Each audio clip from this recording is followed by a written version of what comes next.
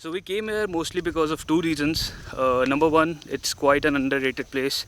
There's nobody, absolutely nobody here. Just three of us.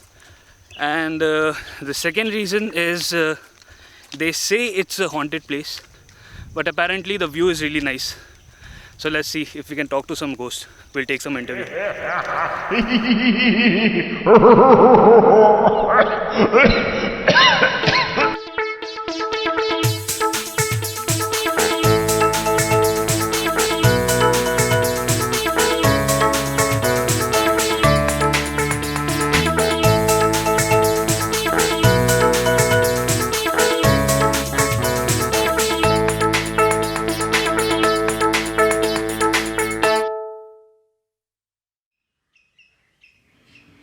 We woke up to a quiet morning in Goa. Hostel was empty, people were gone, Holi was over. जब सब अपने अपने office के लिए निकल रहे थे, हम ये प्लान कर रहे थे कि अब गोवा में करेंगे क्या। अभी तक हमने गोवा की होली देखी, गोवा के लोग से मिले जो यहाँ पे आते हैं बाहर से घूमने चिल मारने के लिए। अब हम लोग जाएंगे गोवा की गलियों में, गोवा के चर्च, गोवा की पहाड़ें, गोवा के मच्छी, गोवा का मार्केट, गोवा का पेनी रेसिंगम। सो अभी तक हम अंजुनो में थे जो नॉर्दर्न पार्ट ऑफ गोवा में था। Now will head towards the southern part of Goa and explore the city there.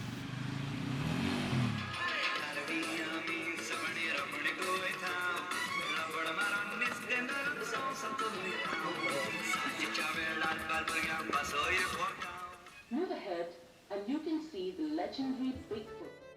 Bigfoot got its name from the impression of the foot of a man, who, as the legend goes, once prayed here on one foot for years, leaving a mark on the rock. It is essentially a miniature Goan village built to recreate the rural life of old days of Goa. The Goa we know and the Goa they showed us there are poles apart. पूरे रास्ते हमें वहाँ साइनबोर्ड्स दिखे saying world's most dangerous animal is this way. Although ऐसा कुछ dangerous लग नहीं रहा था वहाँ.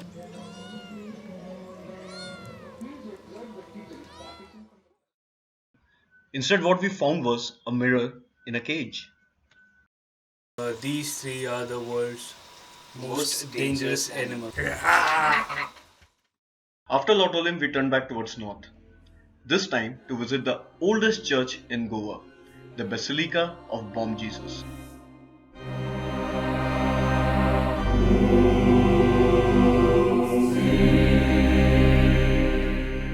Basilica एक major tourist attraction है and also a UNESCO World Heritage Site, which is aptly acknowledged because of the grandeur of the Roman architecture and its charming interiors.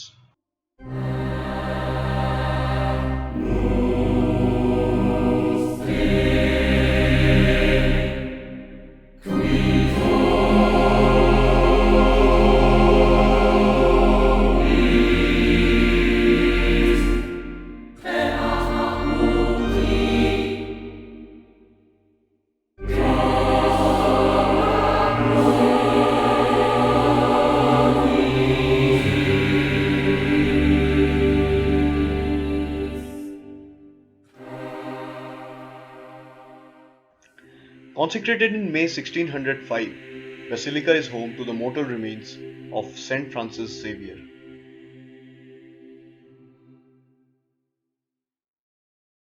Basilica is a beautiful marvel, but यहाँ भीड़ बहुत थी और हमें चाहिए थी थोड़ी शांति.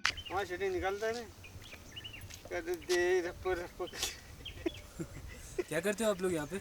ओ मच्छी सुखाने को। अच्छा, झींगा झींगा छोटा झींगे। यहाँ पे कोई आता नहीं है? बहुत लोग आते जाते हैं। बहुत लोग आता जाता है।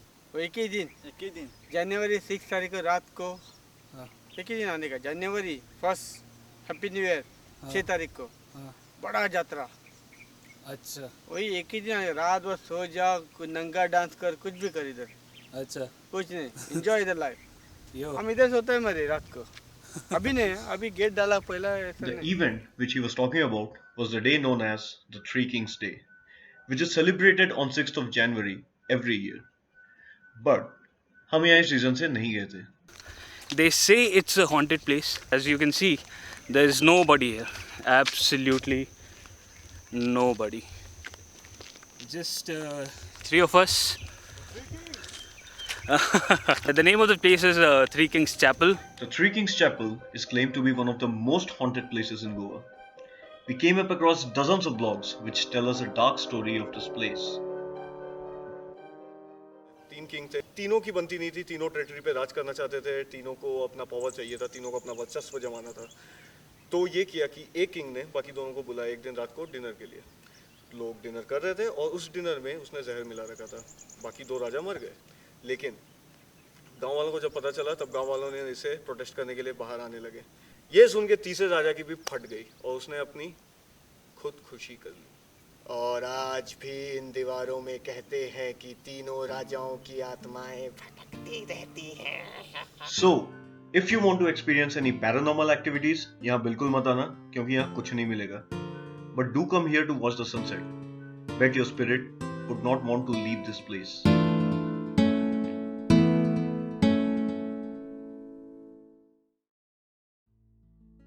Goa darshan के बाद we three headed back to our hostel, expecting no company at all. But to our surprise, we met 4 backpackers from Europe. Ray, Emily, Simon, and Leah, from a tiny island of Jersey, now backpacking in South Asia for 18 months. My name is Ray. I'm Rayanne, but Ray of Sunshine. And what do you do? Nothing, travel. I come from Jersey, so it's a tiny little island in between England and France. Like our population is 100,000. So 100,000. yeah, it's 5 tech parks of Bangalore would constitute that much of population. yeah. I don't know in kilometers, but in miles, it's 9 by 5 miles. 9 by 5. My whole thing, yeah. And I've lived there my whole life. Well, I mean, everybody should know everybody there. Pretty much, and if you don't know someone, your friend knows them, or your friend's sister. So like, it's hard. Like, you know everyone. Well, we went to Sri Lanka for a month, and then the next like half on the trip was to India, spend 3 months here, and then next place is to go to like Nepal, and then after that do like most of South Asia. But we haven't actually planned the trip yet. It's just kind of an idea. Actually, quit your job and then you are on a backpacking tour. Yeah, I quit my job, sold all my stuff, sold my car. Have actually nothing left of my name apart from a backpack. We don't have any commitments at the moment, so it's always been like a goal for us to go travelling. So when we could make it happen by working. So that was our like goal the whole time we were working.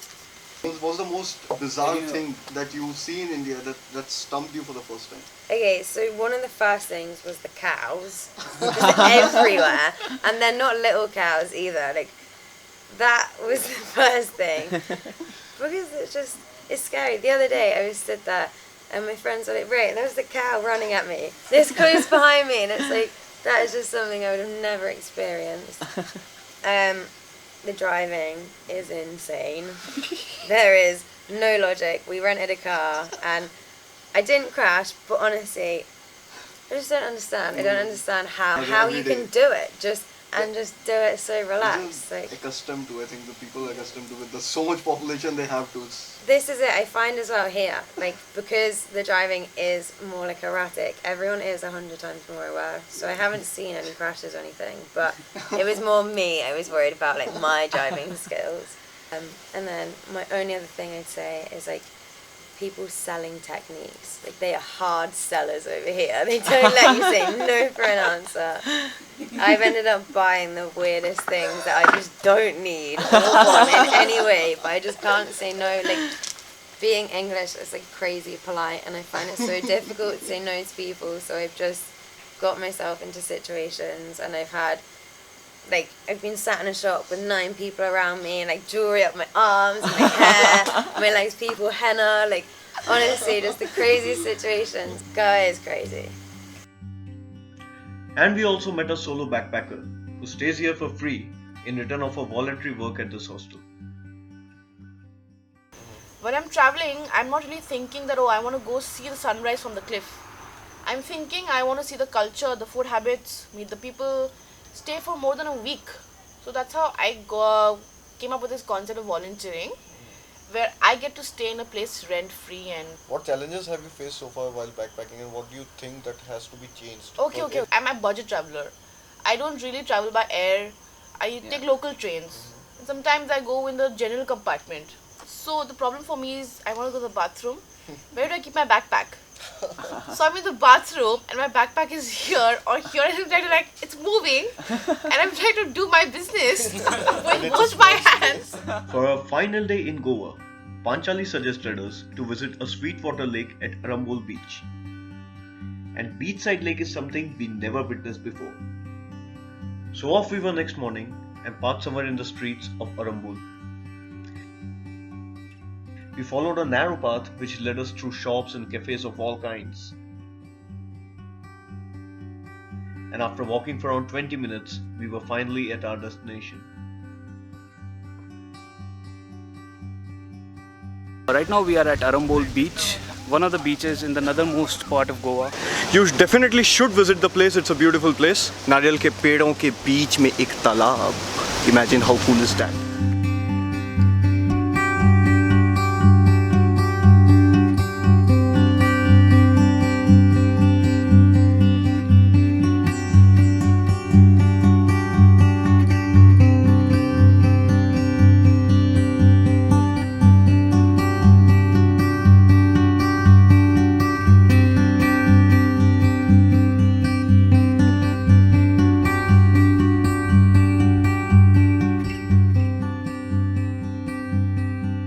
So this was Goa, where you find people from all over the world who come here to wash their routines away with the waves of the ocean. To dive in absolute liberty and freedom.